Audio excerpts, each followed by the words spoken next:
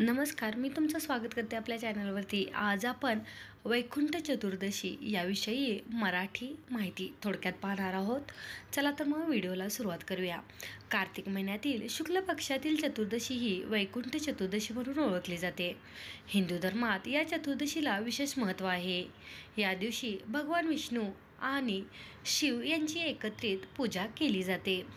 चातुर्मासातील कार्तिक मासात हरहरेश्वर भेट हा खूप महत्त्वाचा दिवस असतो। चातुर्मासात विष्णू शेषावर झोपी जातात, तेव्हा त्या काळात विश्वाचा कारभार शंकराकडे असतो। वैकुंठ चतुर्दशीच्या दिवशी शंकर विष्णूकडे येऊन त्यांना कारभार सोपवितात व स्वतः कैलाश पर्वतावर तपस्येसाठी जातात असे म्हटले जाते। या दिवशी हरिहर भेट म्हणजेच विष्णू आणि शंकरांची भेट होते।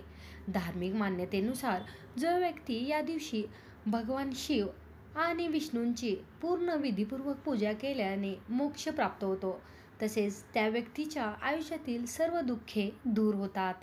वैकुंठ चतुर्दशीच्या दिवशी ब्रह्ममुहूर्तावर उठून स्नान करावे, त्यानंतर नवीन वस्त्र परिधान करावे, त्यानंतर मंदिरात लाल किंवा पिवळ्या रंगाचे वस्त्र पसरावे, त्यावर शिव आणि श्री विष्णूंचा फोटो किंवा मूर्ती स्थापित करावी। यानंतर तुपाचा दिवा लावून संकल्प करा। भगवान विष्णूंना कमळ आणि शिवाला बेलपत्र अर्पण करावे। त्यानंतर भगवान विष्णूंच्या मंत्राचा 108 वेळा जप करावा।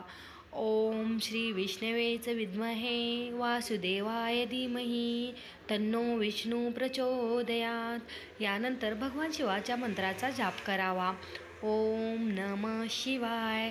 अशा प्रकारे आपण वैकुंठ चतुर्दशीची पूजा करावी। तर आज आपण वैकुंठ चतुर्दशीबद्दल थोडक्यात माहिती पाहिलेली आहे। तर हा व्हिडिओ तुम्हाला कसा वाटला नक्की सांगा आणि व्हिडिओ आवडल्यास आपल्या चॅनलला सबस्क्राईब आणि व्हिडिओला लाईक करायचं विसरू नका। व्हिडिओ पाहिल्याबद्दल खूप खूप धन्यवाद।